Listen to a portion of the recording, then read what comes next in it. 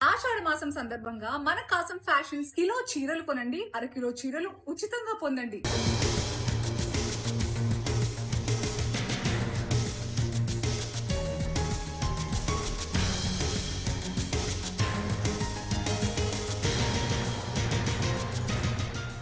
పోలవరం జిల్లా చింతూరు డివిజన్లో గోదావరి సబరి నదుల వరద పరిస్థితిని అధికారులు ఎప్పటికప్పుడు పర్యవేక్షిస్తున్నారు. అటు చింతూరు వద్ద సబరి నది నీటి మట్టం 34.40 అడుగులకు చేరింది. వరద ప్రభావంతో చింతూరు, కూనవరం, విఆర్పురం, ఎటపాక మండలాల్లో మొత్తం 26 రహదారులు దిగ్బంధనానికి గురయ్యాయి. పలు గ్రామాలు ముంపునకు గురయ్యే అవకాశం ఉంది. అటు సహాయక చర్యల కోసం 55 పడవల్ని వినియోగిస్తున్నారు అధికారులు. 46 మంది గర్భిణీల్ని సురక్షితంగా కమ్యూనిటీ హెల్త్ సెంటర్లకు తరలించారు. వైద్య కేంద్రాల్లో తగినన్ని మందులు, టీకాలు అందుబాటులో ఉంచారు. మొత్తం 618 ఇళ్లు ముంపునకు గురికాగా 118 పునరావాస కేంద్రాల్ని సిద్ధం చేశారు. కటాఫ్ పాయింట్ల వద్ద రెవెన్యూ, పోలీసు సిబ్బందిని మోహరించి డివిజనల్ కమాండ్ కంట్రోల్ రూమ్ను 24 గంటలు పనిచేసేలా ఏర్పాటు చేశారు. విద్యుత్ సరఫరాపై ఎలాంటి ప్రభావం లేదని అధికారులు తెలిపారు.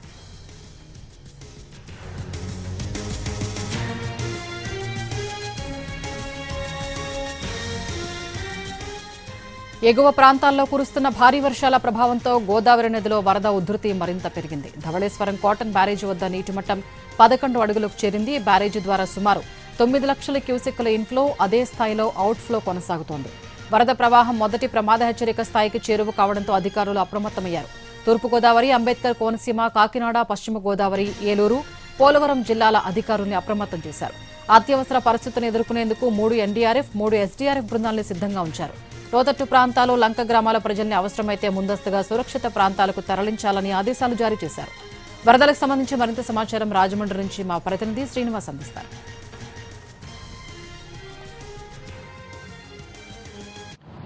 తూర్పుగోదావరి జిల్లా ధవళేశ్వరం కాటన్ బ్యారేజీ వద్ద మరో కొద్దిసేపట్లో మొదటి ప్రమాద హెచ్చరికను జారీ చేసే అవకాశం ఉంది.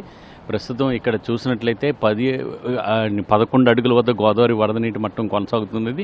ఇది 11.75 అడుగులకు గోదావరి వరద నీటి మట్టం చేరుకున్నట్లయితే మొదటి ప్రమాద హెచ్చరికను జారీ చేసే అవకాశాలు ఉంటాయి. అయితే ఇప్పటికే 9 లక్షలకు పైగా కుసికల నీరు సముద్రంలోకి విడుదల చేయడం జరుగుతున్నది. ఇక్కడ ధవళేశ్వరం దగ్గర నుంచి విద్యాశ్రం వరకు ఉన్న మొత్తం 175 గేట్లను కూడా పూర్తిగా ఎత్తివేయడం జరిగింది. అయితే 175 గేట్లను కూడా ఎత్తివేసి మొత్తం ఎగువ ప్రాంతాల్లోంచి వస్తున్న వరద నీటిని అంతటినీ కూడా దిగువకు విడుదల చేయడం జరుగుతున్నది. మనం ఇక్కడ చూస్తున్నాం. ఇక్కడ గోదావరి ఏ విధంగా ఉధృతంగా ప్రవహిస్తుంది అనేది ఇక్కడ మనం చూడవచ్చు. అయితే ఇక్కడ దీంతో ఈ గోదావరి ఉధృతంగా పెరగడంతో ఇక్కడ ఇప్పటికే చూసినట్లయితే కోనసీమ ప్రాంతంలోని అధికార యంత్రాంగం అంతా కూడా హై అలర్ట్ అవ్వడం జరిగింది. అలాగే గోదావరి వరదలపై జిల్లా అధికార యంత్రాంగం కూడా అప్రమత్తంగా ఉండాలని చెప్పేసి ఇప్పటికే అక్కడ జిల్లా కలెక్టర్ ఆర్ మహేష్ కుమార్ ఇప్పటికే ఆదేశాలు జారీ చేయడం జరిగింది. ధవళేశ్వరం బ్యారేజ్ దగ్గర 10 లక్షల క్యూసెక్కుల వరద నీటి ప్రవాహం ఉండే అవకాశం ఉంటుందని చెప్పేసి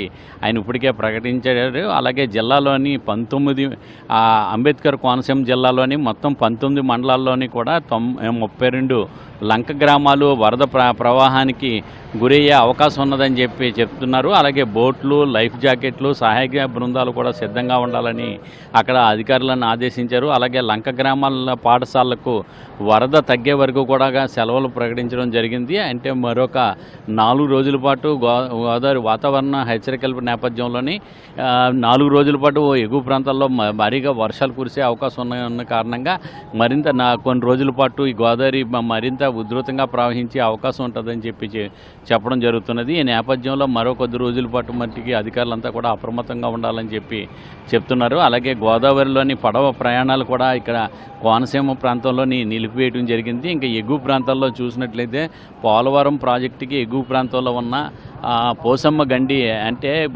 పోలవరం జిల్లా దేవీపట్నం మండలము గొందూరులోని అక్కడ గండిపోసమ్మ తల్లి ఆలయం పూర్తిగా నీట మునిగిపోవడం జరిగింది. ఈ నేపథ్యంలో అధికార యంత్రాంగం అంతా కూడా అప్రమత్తం కావడం జరిగింది. అలాగే గోదావరి చూసినట్లయితే ఎగువ గోదావరి పరివాహక ప్రాంతాల్లో ఎడతెరిపి లేకుండా కురుస్తున్న వర్షాలతోటి గోదావరిలో వరద ప్రవాహం రోజు రోజుకు పెరుగుతుందని చెప్తున్నారు. దీంతో ధవళేశ్వరం బ్యారేజ్ వద్ద కూడా భారీగా వరద జలాలు సముద్రంలోకి విడుదల చేస్తుండటంతో పోలవరం గండిపోచమ్మ ఆలయాన్ని కూడా వరద చుట్టుముట్టడం జరిగింది. ఇంకా దీంతో మరో కొద్ది రోజుల పాటు అయితే ఈ కోనసీమ ప్రజలు కానీ అదేగా గోదావరి ఎగువ ప్రాంతాల్లో ఉన్న గిరిజన ప్రాంతాల ప్రజలు కానీ అప్రమత్తంగా ఉండాలని చెప్పేసి అధికారులు హెచ్చరించడం జరుగుతున్నది. మరుగా అన్ని మండల రెవెన్యూ కార్యాలయంలోని అలాగే ఆర్డీఓ కార్యాలయంలో జిల్లా కలెక్టరేట్లో కూడా కంట్రోల్ రూమ్లను ఏర్పాటు చేసి అధికారులు ఎప్పటికప్పుడు వరదను సమీక్షించడం జరుగుతున్నది. అధికారులందరికీ కూడా అధికారులకు కానీ ప్రభుత్వ అధికారులకు కానీ సిబ్బందికి కానీ అందరికీ కూడా సెలవులు కూడా రద్దు చేసి అందరూ కూడా అప్రమత్తంగా ఉండాలని చెప్పేసి ఇప్పటికే ఉన్నతాధికారులు ఆదేశాలు జారీ చేయడం జరిగింది. కెమెరామ్యాన్ వాసుతో శ్రీనివాస్, ఎన్టీవీ, ధవళేశ్వరం.